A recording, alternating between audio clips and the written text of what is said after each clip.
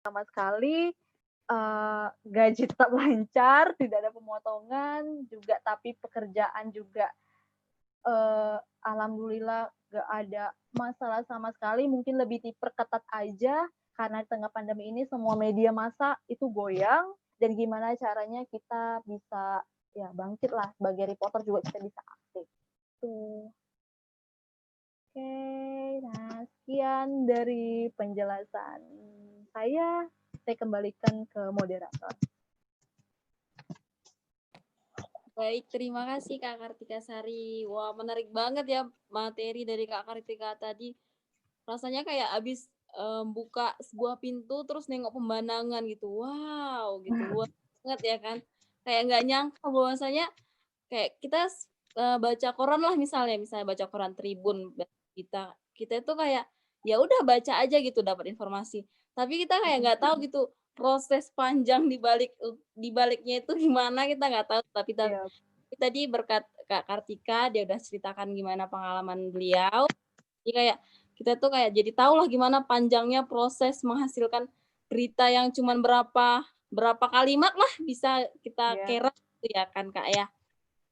Nah, jadi buat menambah wawasan kita lagi nih buat teman-teman sekalian yang mau bertanya biar nambah lagi ilmunya ya kan Kak ya.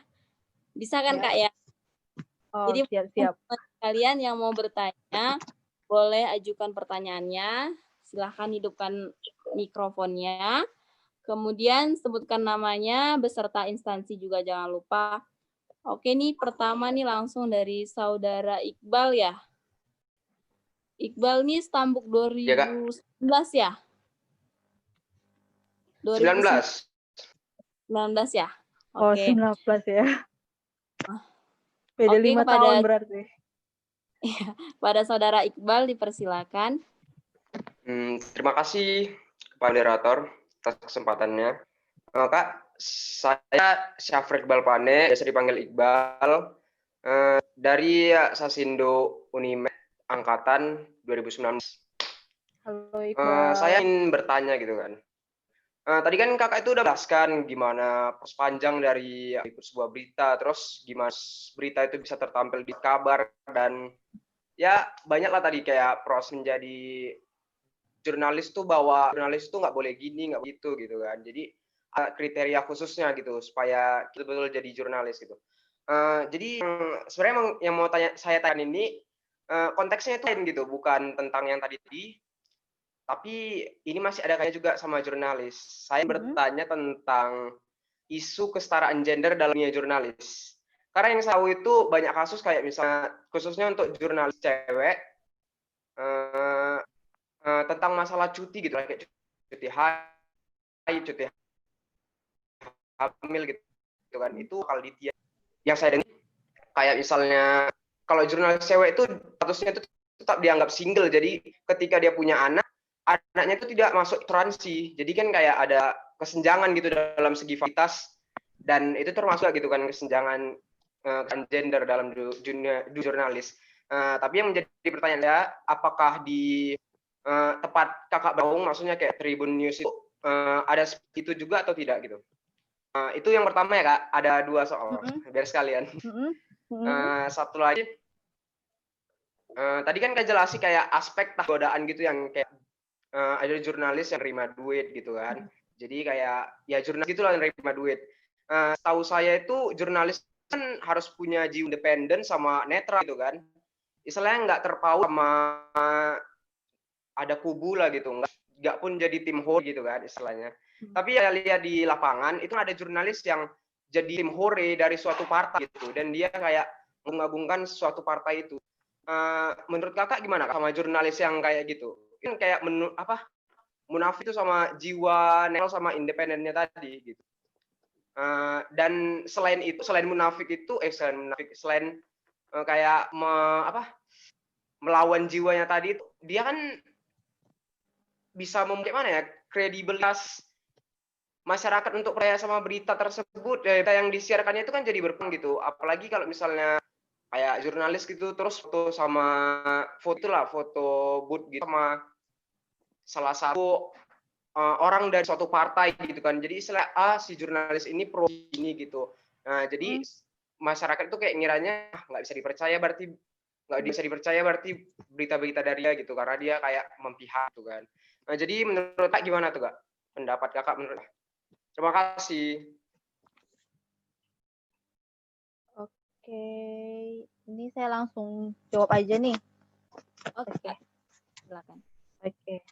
Tadi Iqbal menanyakan pertama terkait dengan kesetaraan gender dalam dunia kerja sebagai jurnalis ya.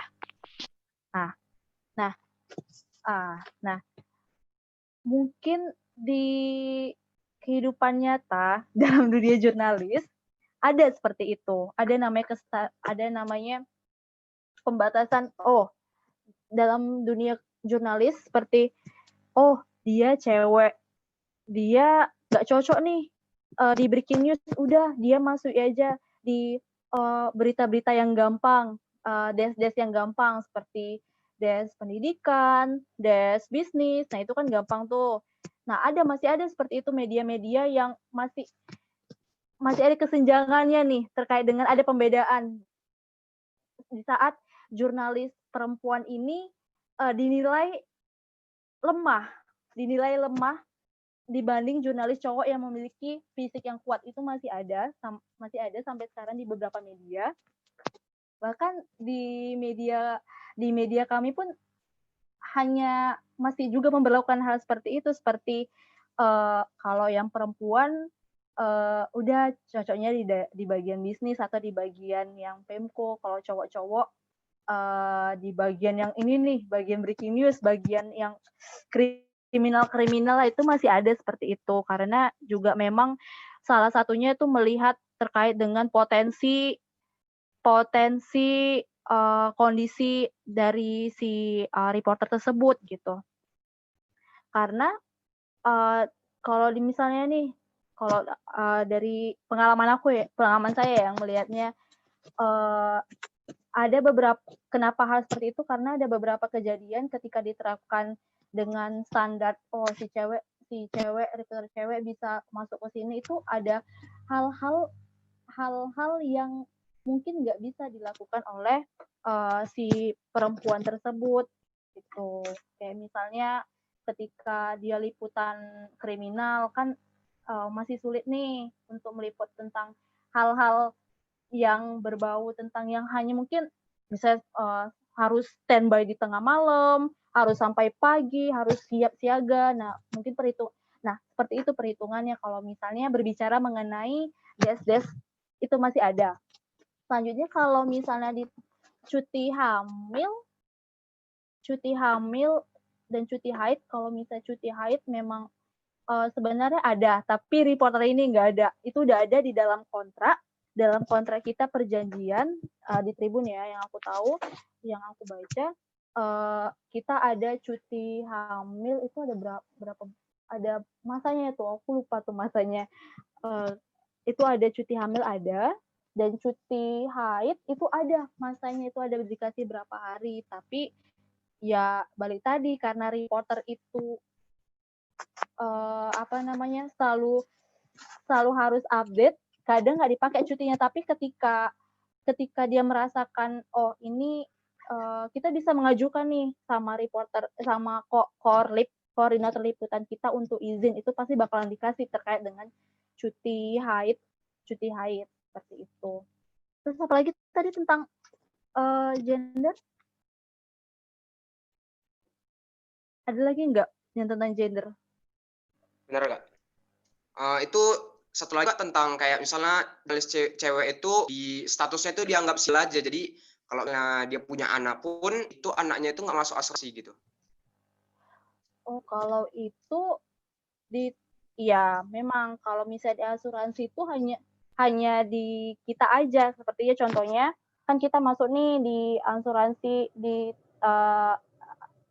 ketenaga kerjaan, BPJS ketenaga kerjaan itu memang tercatat di kita aja, nggak terikut anak kita gitu. Memang kita aja yang diasuransikan. Gitu. Terus juga masuk apa lagi tadi? Apa lagi tadi? Jelas nggak Kak? Yang kesetaraan gender juga itu tadi tentang fasilitas cuti sama yang status single. Kalau yang kedua itu yang tadi nih Kak. Apa tadi tuh? Yang apa tadi? Aku lupa juga.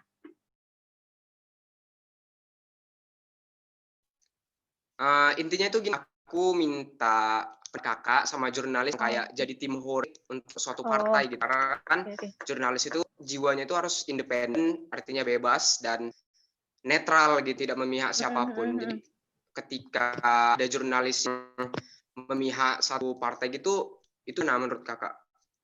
Dia sebagai jurnalis itu kan kayak kredibilitasnya itu kurang. Oke. Nah, memang benar yang dikatakan Iqbal, jurnalis itu harus independen, nggak memihak sama siapapun. Tapi kita berbicara dunia nyata ya. Berbicara dunia nyata, terkadang ada hal-hal seperti itu yang terikat sama yang namanya iklan. Nah, tapi iklan itu juga nggak menutup kita untuk memang betul-betul berpihak seperti itu. Nah, contohnya nih, si media A terikat iklan dengan sebuah tim partai. Nah, dia memang memberitakan tentang hal-hal yang terjadi di partai tersebut. Namun ketika ada suatu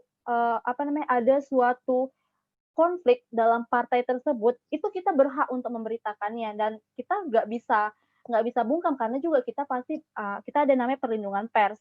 Jurnalis ini juga dilindungi, ada dewan persnya. Jadi yaitu tadi ketika kita namanya beriklan dengan jika suatu instansi media beriklan dengan satu paslon itu pasti ada, beberapa media ada, dan tapi ketika ada sesuatu terjadi dengan paslon tersebut seperti konflik, itu juga kita berhak memberitakannya dan tidak menutup kemungkinan juga ketika ada berita hal yang menarik nih dari misalnya di sisi lain, partai lain, kita juga berhak mengiklankan, berhak untuk memberitakannya, tapi balik lagi, jangan memberitakan ketika kita memberitakan itu yang memuji-muji, mengumbang-umbang, tapi kita kan memberitakannya sesuai dengan apa yang misalnya dia membuat bakti sosial, itu kan juga kita memberitakan. Ya itu tadi, balik lagi gitu.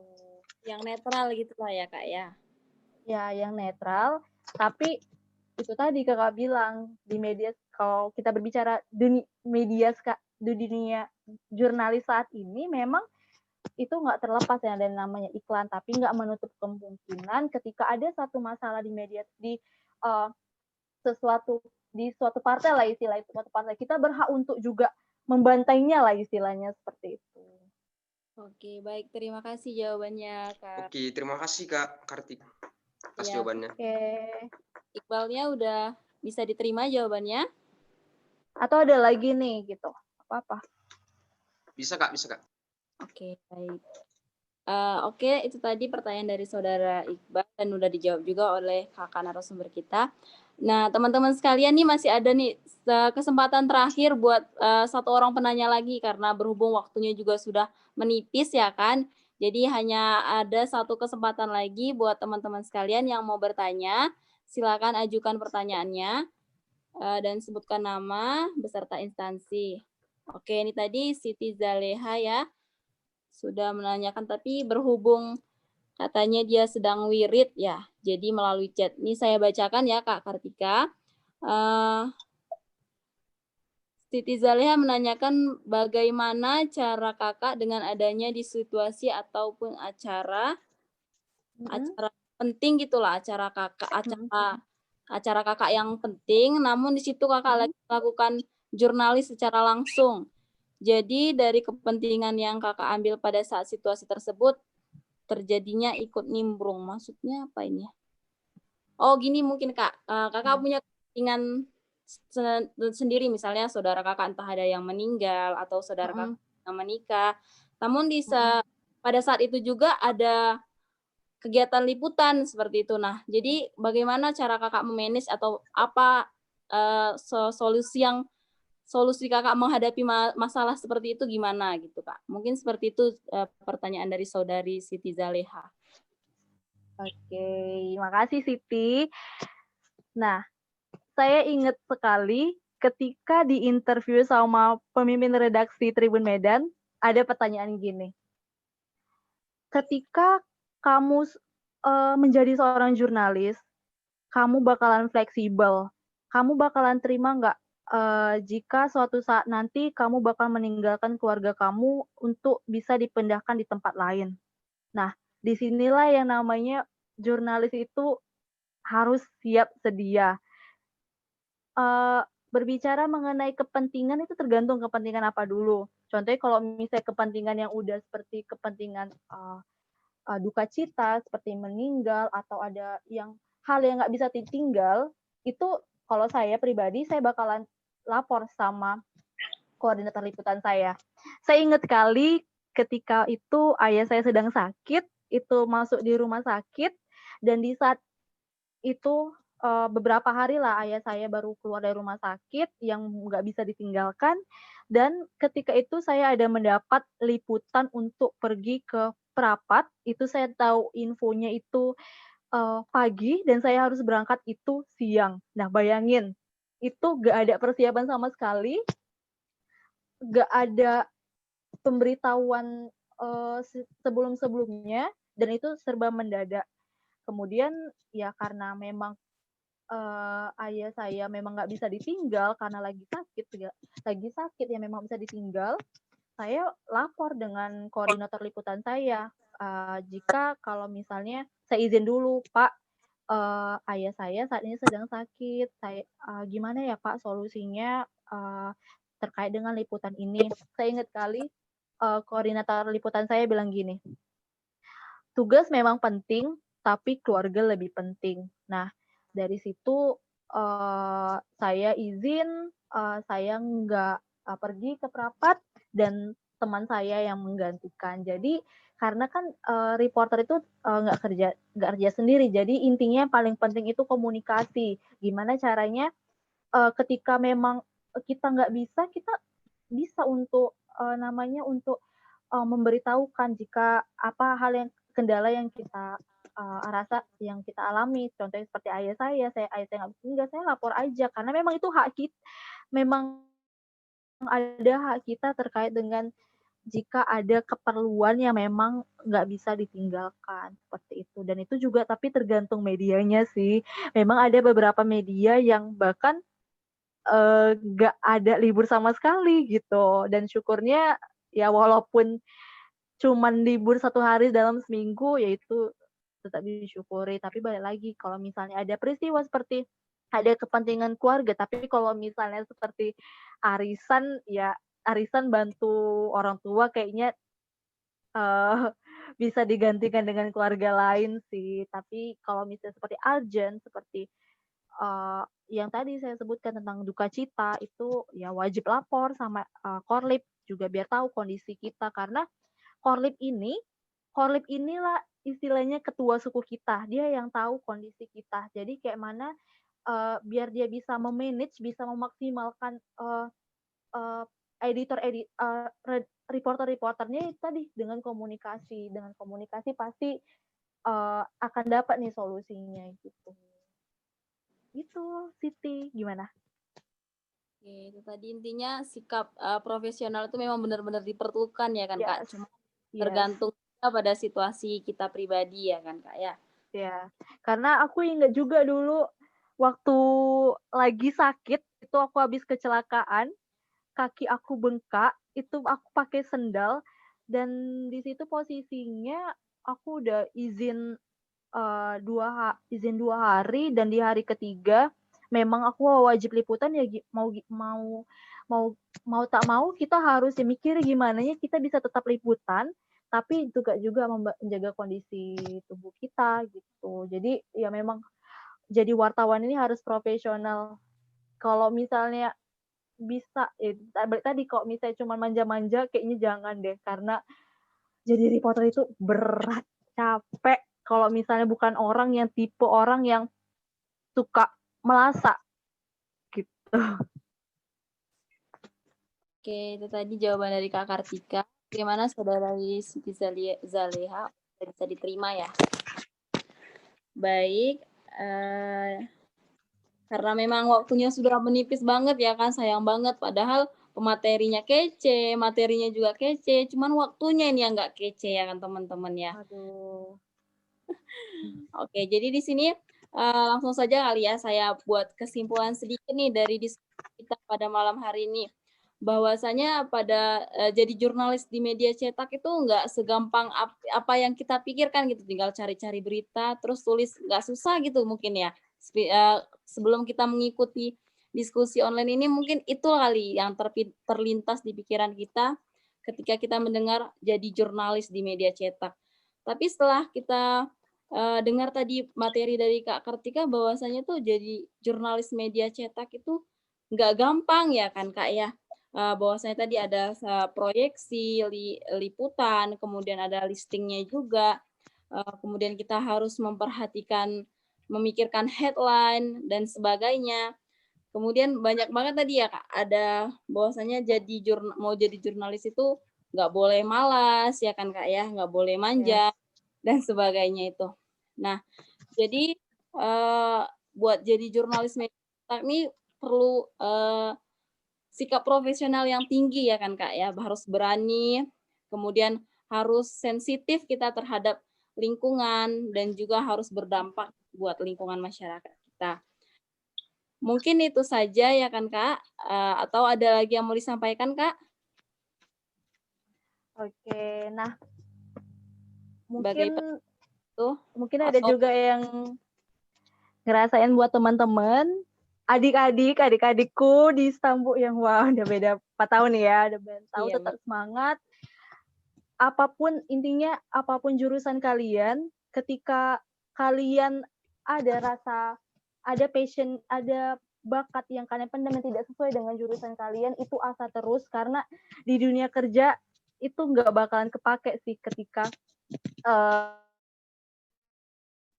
paling penting itu skill. Ketika skill kamu bagus, itu asa terus semasa kuliah. Misalnya nih masih berapa ya? semester 5.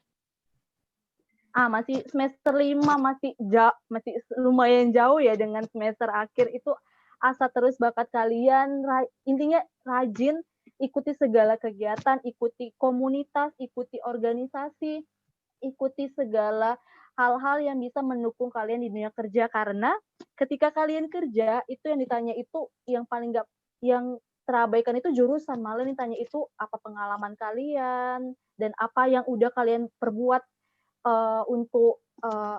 yang udah kalian perbuat di masa kuliah kalian, itu yang paling penting. Jadi masih semester 5, masih bisa asa bakat kalian mau apa itu asa terus. Nah, ketika kalian misalnya punya bakat untuk musik, rajin-rajin ikut lomba, itu paling penting tuh, ikut lomba, ikut komunitas yang berbau dengan musik, ikut segala kegiatan yang berbau dengan skill kalian itu, karena nanti itu yang jadi poin utama kalian untuk bekerja di masa depan itu. Dan yang pastinya harus semangat lah adik-adik di tengah pandemi ini.